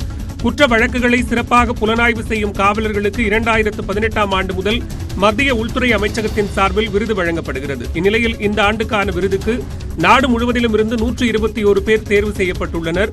தமிழகத்தைச் சேர்ந்த பெண் காவல் ஆய்வாளர்கள் ஜான்சிராணி, சந்திரகலா, கலா, கவிதா, பொன்னம்மாள் மற்றும் வினோத்குமார் ஆகியோர் தேர்வு செய்யப்பட்டுள்ளனர். சத்தீஸ்கர் மாநிலத்தில் பாதுகாப்பு படையினரால் 4 நக்சலைட்டுகள் சுட்டுக் கொல்லப்பட்டனர். சுக்மா மாவட்டம் ஜகர்குண்டா சிந்தல்நார் வனப்பகுதியில் மாவட்ட ரிசர்வ் பாதுகாவலர்கள், கோப்ரா பட்டாலியன் மற்றும் மத்திய ரிசர்வ் பாதுகாப்பு படையினர் தேடுதல் வேட்டையில் ஈடுபட்டிருந்தனர். இதனை அறிந்த நக்சல்கள் துப்பாக்கியால் சுடத் தொடங்கியிருந்தனர். இருதரப்புக்கும் இடையே 2 மணி நேரம் துப்பாக்கிச் சூடு நடைபெற்றது. இதில் நக்சலைட்டுகள் 4 பேர் சடலங்களாக மீட்கப்பட்டனர். 2 வீரர்கள் சீருடையில் இருந்ததாகவும் அவர்களிடமிருந்து ஆயுதங்கள் பறிமுதல் செய்யப்பட்டதாகவும் பாதுகாப்புத்துறை அதிகாரிகள் தெரிவித்துள்ளனர். தேடுதல் வேட்டை தொடரும் என்று பாதுகாப்புத்துறை அதிகாரிகள் தெரிவித்தனர். பீகார் சட்டப்பேரவைத் தேர்தலில் ராஷ்டிரிய ஜனதா தளம் 163 தொகுதிகளிலும், காங்கிரஸ் கட்சி 80 தொகுதிகளிலும் போட்டியிட முடிவெடுத்துள்ளதாக தகவல்கள் வெளியாகியுள்ளன. பீகாரில் இந்த ஆண்டு இறுதியில் சட்டப்பேரவைத் தேர்தல் நடைபெறவுள்ளது. ஐக்கிய ஜனதா தளமும் பாஜகவும் இணைந்து போட்டியிட உள்ள நிலையில் ராஷ்டிரிய ஜனதா தளம், காங்கிரஸ் இணைந்து மற்றொரு அணியாகவும் போட்டியிடுகின்றன.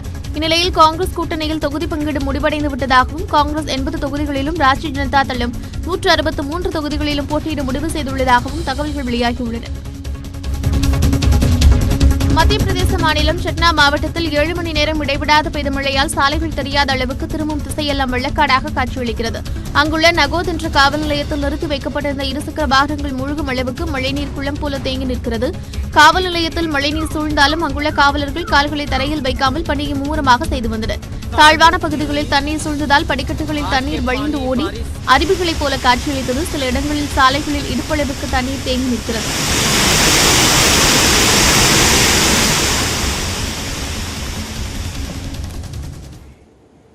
காஷ்மீர் விவகாரத்தில் பாகிஸ்தான் விடுத்த எச்சரிக்கையை தொடர்ந்து அந்நாட்டுக்கு கடன் மற்றும் பெட்ரோலியம் வழங்குவதை சவுதி அரேபியா நிறுத்திக் கொண்டுள்ளது. இதன் மூலம் பல ஆண்டுகளாக நீடித்த நட்புறவு முடிவுக்கு வந்துள்ளது.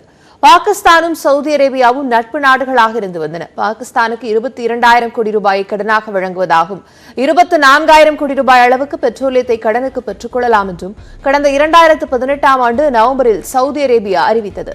இந்நிலையில் காஷ்மீர் விவகாரத்தில் இந்தியாவுக்கு எதிரான நிலைப்பாட்டை சவுதி அரேபியா தலைமையிலான இஸ்லாமிய நாடுகள் கூட்டமைப்பு எடுக்கவில்லை என்று பாகிஸ்தான் வெளியுறவு அமைச்சர் ஷா மெஹமூத் குரேஷி குற்றம் சாட்டியிருந்தார். கூட்டமைப்பு கூட்டத்தை கூட்டாவிட்டால் இஸ்லாமிய நாடுகள் கூட்டத்தை கூட்டுமாறு பிரதமரை கேட்டுக் கொள்ள வேண்டியிருக்கும் என்றும் எச்சரிக்கை விடுத்தார். இதையடுத்து பாகிஸ்தானுக்கு கடன் வழங்குவதையும் பெட்ரோலியம் விநியோகிப்பதையும் சவுதி அரேபியா முடித்துக் கொண்டுள்ளது. இதன் மூலம் 2 நாடுகளுக்கும் இடையே பல ஆண்டுகளாக நீடித்த நட்புறவு முடிவுக்கு வந்துள்ளது. இந்நிலையில் சவுதி அரேபியாவை சமாதானப்படுத்த நாட்டுக்கு பாகிஸ்தான் ராணுவ தலைமை தளபதி அடுத்த வாரத்தில் பயணம் மேற்கொள்ள உள்ளதாக தகவல்கள் தெரிவிக்கின்றன. சென்னை ஆவடி அருகே இந்துமயமான நிலத்தை காங்கிரஸ் பிரமுகர் அபகரிக்க முயல்வதாக புகார் எழுந்துள்ளது. திருவேற்காடு அருகே உள்ள வீரராகபுரம் பகுதி மக்கள் இறுதிச் சடங்கிற்காக அங்குள்ள இந்து மயான பூமியை பயன்படுத்தி வருகிறார்கள். 400 ஆண்டுகள் பழமை வாய்ந்த இந்த நிலம் வருவாய்த்துறையின் கீழ் பதிவு செய்யப்பட்டிருக்கிறது. இந்த நிலையில் 7 கோடி ரூபாய் மதிப்பிலான நிலத்திற்கு மதுரவாயல் முன்னாள் காங்கிரஸ் தலைவர் சுவாமிநாதன் மற்றும் அவரது 2 மகன்கள் போலி பட்டா தயார் செய்திருப்பதாக கிராம மக்கள் குற்றம் சாட்டியுள்ளனர். இது தொடர்பாக வழக்கு சென்னை உயர்நீதிமன்றத்தில் தள்ளுபடி செய்யப்பட்ட நிலையில் தற்போது தாசில்தார் இதனை விசாரித்து வருவதாகவும் இடத்திற்கான பட்டா சாமிநாதன் பெயருக்கு மாறியிருப்பதாகவும் கூறுகின்றனர். தற்போது இடத்தை அபகரிக்கும் முயற்சியில் அடியாட்களை வைத்து அந்த பகுதியில் உள்ள பெயர் பலகையை சுவாமிநாதன் உடைத்துள்ளார். இந்த நிலையில் நில அபகரிப்பு குறித்து அமைச்சர் பாண்டியராஜன் மற்றும் ஆட்சியரிடம் புகார் அளித்தும் எந்தவித நடவடிக்கையும் எடுக்கப்படவில்லை என கிராம மக்கள் குற்றம் சாட்டுகின்றனர். இத்துடன் இந்த செய்தி தொகுப்பு நிறைவடைகிறது. தொடரும் அண்மை செய்திகளுக்கு இணைந்திருங்கள். இது நியூஸ் 18 தமிழ்நாடு.